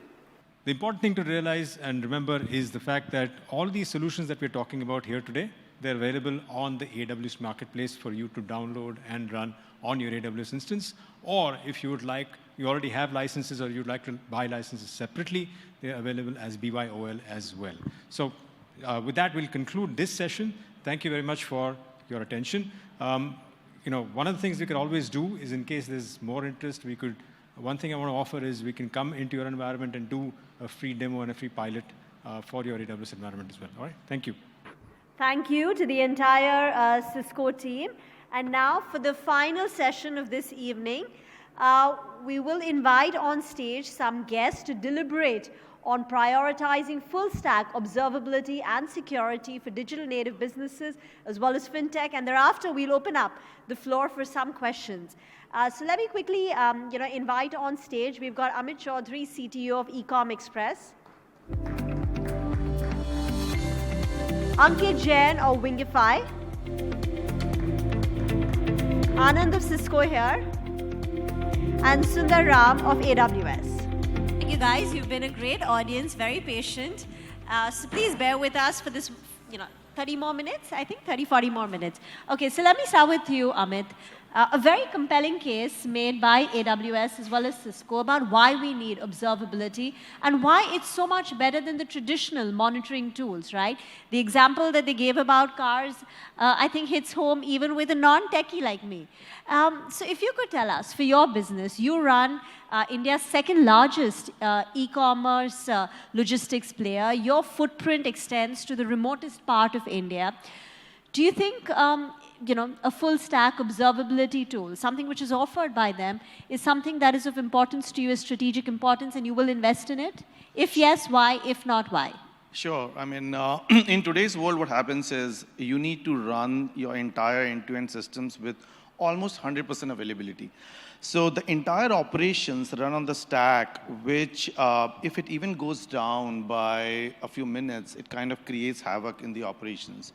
Now you're talking about 3,500 delivery centers, thousands of people fulfilling your couriers from the startup pickup point to the homes of each and every individual. And when you see these seasons whereby the entire demand spikes up, how do you make sure that the platform stays robust and available for 5 nines? And 5 nines means 5 minutes downtime through an year. In order to do that, one of the tools that they talked about, App Dynamics, whether it is Dynatrace, whether it is any one of these other frameworks, all of them kind of come together seamlessly to make sure that your delivery is not compromised at all. What it means is every second, every minute of downtime creates a revenue loss. So no longer this is just about a tech system being available. It is also to do with how are you making sure that your business is scaling up to that demand. We saw 2x volume, if you talk about peak to peak, since last year, and we had zero disruption. And all the preparation that went by in the 6 months prior was focused on making sure that we go deep into the stack, we figure out all of the loose ends, we make sure that each and every endpoint is protected, is able to scale, it's got the right kind of automation, right level of instrumentation fixed in it. And it's a lot of work, grunt work, but you need to get through with that to make sure that the business requirements are met. So I really, really do have a lot of respect for these kind of tools because they make your life easy. But you managed 2x the volumes and zero downtime without the full stack observability tool, right? No, so we do have some other variants of it. We use Dynatrace, which is a distributed tracing tool. We have other sorts of monitoring and instrumentation built in. But yeah, I mean, whichever tool you pick. Are there any challenges, any concerns? And then, Ankit, I would like you also to comment on this question. So the challenges that I see largely in the talent density of the DevOps ecosystem. What we are seeing is even though the developers that are right now performing, you still get a lot of good talent out there. DevOps is still one of the areas where we need a lot more maturity to come through. To me, that is one of the bigger ones, and that's where partnership and collaboration and managed services help you a lot, especially when you're a startup. And you make sure that you can get or hit the ground running, get all of these corners covered. But yeah, over a period of time, I would like to bring a lot of these things in-house to make sure that people who are writing the code, they have a good handle on it, and they're able to do justice to the entire ecosystem. Ankit, hi. First, just tell us a little bit about, Wingify, and then you could, tell us how you think about, how do you assess observability in your business line? Thank you. I'll do so. So, hi everyone. I represent Wingify. We are one of the biggest experience optimization platforms, which provides tools like A/B testing, personalization, insights into the behavioral work which people are doing on your website. And I was reading through the slides. Optimization from a systems perspective is a very interesting aspect where you need to know where the conversion rates are falling and everything. We work on the other side, really on the behavioral aspect of it in terms of helping customers realize the full value.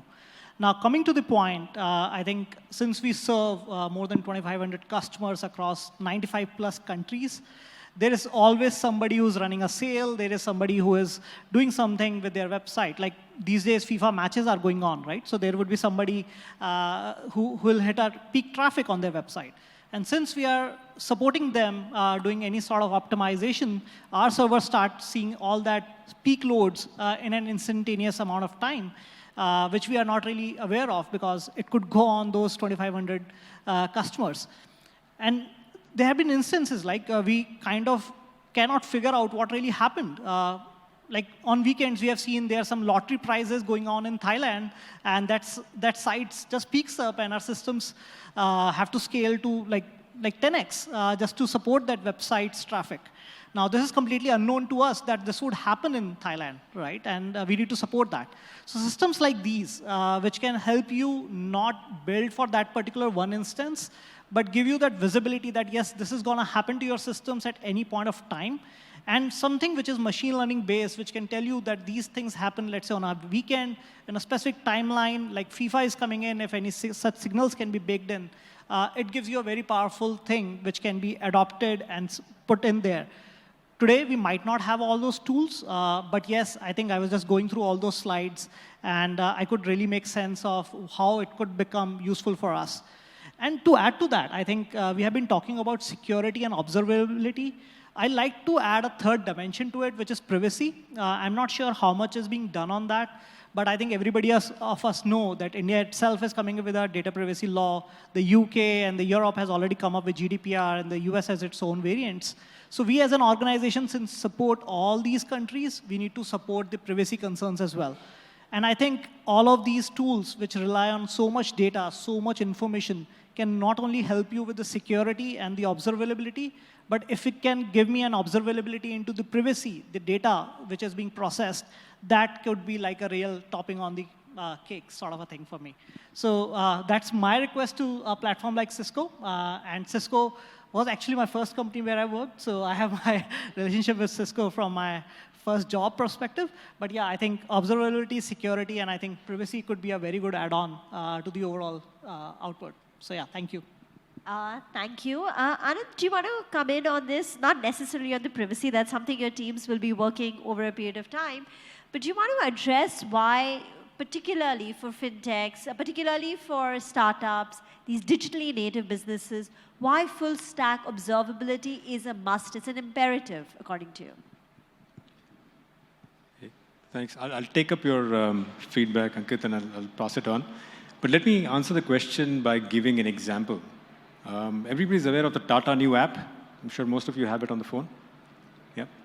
So if you think about Tata and Tata Neu actually is a front end for all of Tata's retail assets. Right? If you think about what lies behind Tata Neu, there's Big Basket, there's Chroma, there is Tanishq, there is Titan, their airline businesses, Vistara, AirAsia.com, all of them are front-ended by the Tata Neu app. So if you think about each of these companies, they're separate, they are independent, which means they have their own CRM systems, their own supply chain, inventory, even loyalty systems, right? And if you think about what kind of an application is needed to integrate all of these things together, it can be fairly complex. So the resulting app, which is Tata Neu, actually has about 1,000 microservices running in it. It's about 7 or 8 layers. So it's incredibly complex. It took them a long time to build. But to be able to make their job easier, understand the dependencies within the application, who's talking to what, and just making sure while developing that, they're keeping track of what's going on, they leveraged App Dynamics. And therefore, when they launched on day one without a glitch. Now, the other thing that they also did was essentially they were able to set up 7 or 8 observation points all around India. Before they launched, they wanted to check the experience of end users with the Tata Neu application. So, 7 or 8 cities in India, they picked the locations they could do multiple different kinds of connectivity, 3G, 4G, broadband, Wi-Fi, whatever have you. And based on that, they were able to actually generate synthetic traffic using Cisco Thousand Eyes and check whether everything was working fine, and then tweak the application based on their view of the end user experience that they were able to measure. So, that's just one example of how a business leveraged full stack observability to make their lives easier. No, absolutely. It's directly linked to business outcome. But Sundar, we know, security is important. We know observability is important, right? Things cannot function, if you don't have the two. But why is it necessary to converge the two, according to you, for businesses? See, multiple reasons, right? I mean, in the past, when these were two separate issues, you had a set of operations people looking at performance and so on, and you had a separate set of security people looking at security issues and so on. Now, what we see is very often the two get interlinked. For example, let's say there is a malicious piece of code which is reading more fields through an API than it should be doing, then that's going to have a performance issue as well, because you're now sending bigger packets down the network. But at the same time, it also potentially is pointing to a security flaw, which is allowing somebody to read more fields than they should have been able to. That's just one example. I mean, even the example I gave earlier in the day of what looked like a DDoS attack, it eventually turned out not to be a DDoS attack, but it did have some of the footprints of a DDoS attack. So how do you separate the two? If you had two separate sets of people looking at two separate sets of data, they probably would not have made that correlation. So that's why it's important to think of the two of them together, because more often than not, those two Venn diagrams will start intersecting. So the direct benefits would be you're no longer operating in silos, so therefore you have a very clear, unified, comprehensive picture. Yeah, look, for example, if you're going to expose through an API gateways serve two purposes, right? So one is it acts as a demand throttler, so that the data just coming back and hitting your core systems, you're able to control it better. So you got to observe what's happening, you got to understand which calls are being made, which sources are making calls, and so on. So there's the observability aspect to it. But then there's also API gateways are used as an additional security layer to further isolate your core systems from the external world or other malicious applications. So you also have to keep observing from a security perspective. So it just makes it a lot easier from a management point of view. It makes it a lot easier from the point of view of rolling out changes so that you don't have to instrument security separately and instrument telemetry for performance separately. It just makes life a lot easier for the developers to roll out changes a lot faster. So it makes you a lot more agile. Amit, I think AWS's core, and even Akhilesh said, right, this is a shared responsibility. Would you concur? And if yes, what are the benefits of, approaching it from a shared responsibility point of view? It is. I mean, I agree the fact that, there are so many overlapping areas, especially around security and observability, right? Because you can have the same kind of secure code practices. If you don't have it right, your API endpoints that you're monitoring becomes a very different exercise. The teams are also kind of merging together. So if you talk about it, it's become SecDevOps or DevSecOps, however you want to put it, which ones do you want to prioritize? But largely what is happening across the industry is people are focusing a lot more on instrumentation from both angles. Because as far as the latency and availability is concerned, I think the same kind of importance is being attached to the security breaches, your data loss. I mean, the risk is too high. If you fail on one of these fronts, you probably are going to have a very, very bad incident from which a business is going to take a lot longer to recover. So I think there's a huge overlap happening across. And from a skill set perspective also, the teams are kind of coming together and kind of coming together in a way that both of those things are thought through at the time of designing the application, not as an afterthought. I think that's a big shift that I'm seeing all across. Bad customer experience or a security breach, and you've lost that customer forever. So you need to avoid all those blind spots. Ankit, what are the challenges, according to you, for companies to adopt full stack observability converged with security, and what could be the possible solutions? Sure. So I think the tools are able to detect a lot of vulnerabilities. They can tell you the CV scores, and I think one thing which it generates is a lot of false positives, right? So you have like a list of issues. I think in this slide we could see so many issues out there, right? But I think one of the important aspects which I think the full stack observability can solve is whether that CV can be actually exploited. I think there was some mention of that. But for us as an organization, that's always the biggest pain point. Like if I have to see that list of 100, many a times my development team, my security team would know that out of those 100, maybe only 10 are most important because they can be the ones which can be exploited. While all the others might be very private, might not even have any surface area which is public. So with the observability tools which are there monitoring what's really going on, I think it can help you filter that list, make you focus on things which will really break your systems, and then move ahead, right? Not leave anything unturned, but still focus on the ones which are most important. So I think that is one of the things, and these are similarly, they are also challenges, right? How much can you rely on such a system? Because if, let's say, the system says that this is not really a problem, but somebody exploits it. So at the same time, you need to trust the system, but also fix those gaps in the behind. And I think filtering through those 100 lists is still a problem for me, to be honest. Do you want to respond to that? And then I wanted to get your thoughts in on the SecDevOps culture. How does it benefit companies? Yeah, so on the vulnerabilities piece, Ankit, we can talk a little separately, but we do have other tools that will allow you to bring that down to the exact, out of 100, which are the 10 you want to focus on, so we can have that conversation separately as well. Coming back to your question, Rima, so we've been talking about the shared responsibility model all evening. And in fact, Gartner predicts that by the year 2025, of all of the public cloud breaches that will happen, 99% will be attributed to a customer fault, which means it's not the cloud provider, but it is the application hoster, i.e. most of you in this room, that have to be really careful about what you're doing on the cloud. Okay, that's a pretty astounding statistic, I thought.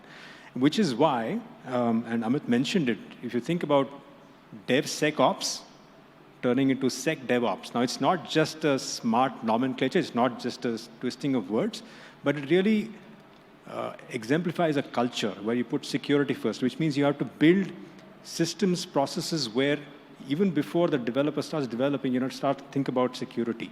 And while it sounds simple, it's not very easy to do because there is fatigue. If you think about the DevSecOps culture, which is essentially thinking about security after you've developed it's integrated in the SDLC, but at the same time, a lot of developers want to get code out fast. So sometimes there's fatigue, sometimes there can be mistakes made to just accelerate that process.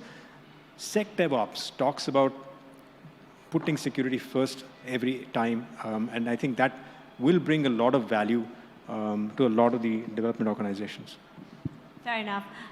Sundar, if a company wants to go ahead and, get into a full stack observability, which is converged with security, how do they select the right one? Is there something like that? When is the right time? What would your advice be to enterprises as they embark on this journey? So there are two things there, right? You mentioned how to select and when to select, yes. Right? So let me just split those out. I think when there is no such thing as the right time, just start now. Because the more you incur technical debt as you go along, the more difficult it becomes to change after some point in time. And I've seen too many of these cases where, I mentioned earlier, there were a couple of customers where ransomware forced them to move to the cloud. Now, I'm not necessarily saying this because I want you to move to the cloud. I hope you will, but not for this reason. But the more important point here is the faster you start thinking in terms of bringing in observability and security into your way of developing, the easier life is going to be as you go along. I'll give you an example. Within Amazon itself, about 15 years ago, we used to have fairly large monolithic applications talking to each other. So there was one application for the website, there was one for, let's say, stock ordering, there was another for forecasting, and so on. And we saw that the pace at which we were able to react to changes was coming down. So we needed to sort of break it up into microservices and so on. It was a 2-year journey for us. A lot of people think that you can just snap your fingers and like Lego blocks, you can just undo everything and say, okay, connect them. It takes time. But the key thing there was we needed to not just change the way we were writing applications, we also needed to change the way we organize teams. So for every microservice, we started developing little what we call in Amazon language as 2 pizza teams, which means a team which is not no bigger than will eat 2 pizzas, right? So which means 7 to 8, depending on the size of the pizza you're talking about. But they are self-contained. They can't blame each other. They can't blame somebody else. You have a very well-defined set of interfaces, so you're pretty much self-contained. So now, in a company where you had sysadmins sitting in one team, DBAs sitting in one team, UX developers sitting in another team, now to slice that in a completely orthogonal way and say, now you guys are bad luck, you were enemies earlier, but now you're going to sit together and figure this shit out. Sorry? No Chinese walls. No Chinese walls, right? Now you got to figure this shit out together, right? And that's a lot easier said than done. Actually, the coding would be potentially easier than just getting them to sit together and work together. So it's going to take time. So the faster you start, the better. Now, in terms of how you select, look, that's very, very customer specific. I wish I could give a, sort of like a high-level magic wand answer, but there isn't.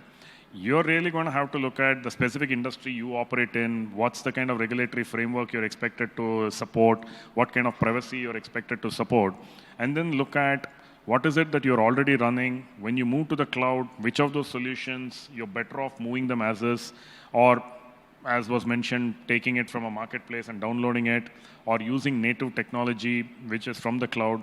It's a very, very customer-specific answer. But what I would say is, make it a conscious choice, rather than, okay, जो मैं पहले चला रहा था, मैं उसी को वैसे वैसे लेके जाऊंगा. That's probably not the best thing to do. So that gives you an inflection point for you to take a step back and reassess. So please use that point well. Amit and Ankit, as customers, as clients, this question is for you. We know these tools help in resolving security breaches, help in resolving anomalies. They reduce your downtime, reduce the mean time to resolution. But can they help with innovation or business expansion? Sure, it does. And the more you see over the past few years, the CEOs and all of the management team have gotten warmed up to the idea that this is no longer a choice that they can have. This is becoming a foremost necessity, right? And I think it's become easier for you to have that conversation with all of the stakeholders in the room to make sure that we all get onto the same page and put our energies behind it. Now you are always going to start small.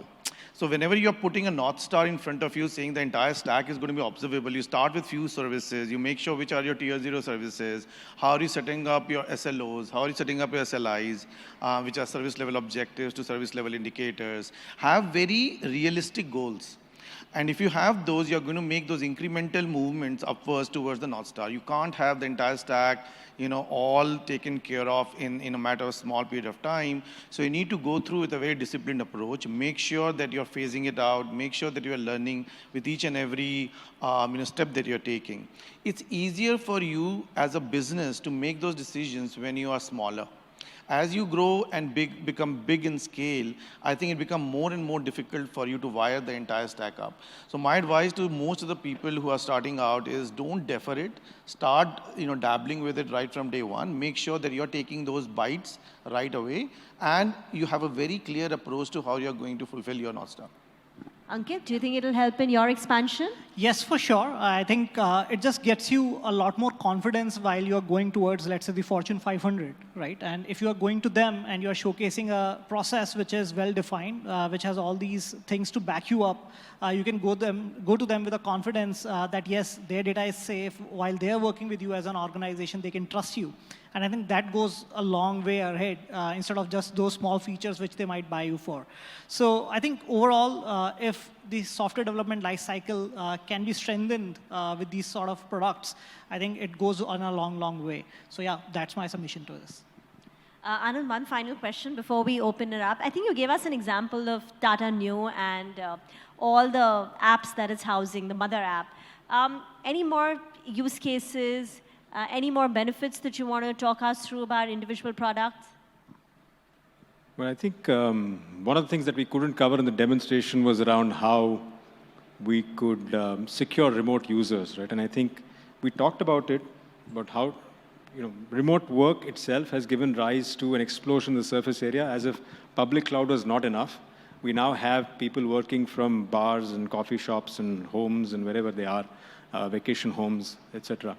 So it's clearly become an N cross N problem. So zero trust becomes the only philosophy that allows you or enables you to lock things down at the source. So it's extremely important that you start thinking about who's accessing your applications, are they authorized, what kind of level of access do they get, what is the protection that they have, what is the health of their device.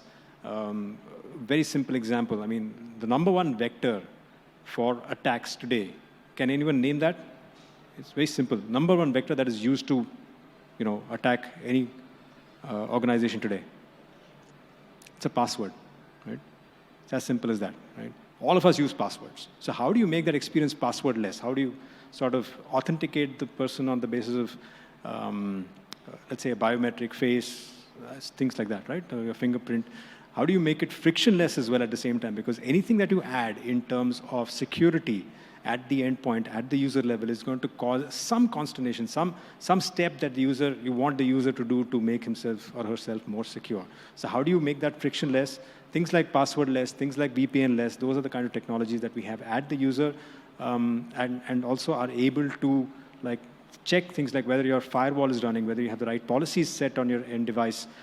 Especially in a BYOD environment, this becomes extremely critical so that you're able to not only protect your applications, but also your end users from being exploited. Okay, that was a very enlightening discussion. Does anyone in our audience have any questions? I think we're standing between... We've got a very hungry lot over here. So, okay, in case you do have any questions, do remember that Cisco will be very happy to give you demos. Feedback forms will also be provided. Please do get in touch if you are interested. Thank you very much once again for joining in. And thank you, Ankit, Amit, and both of you, Sundar and Anand, for joining in. I would request all of you to now move on to dinner and drinks. Thank you once again for joining us this Friday evening. Thank you. Thank you all.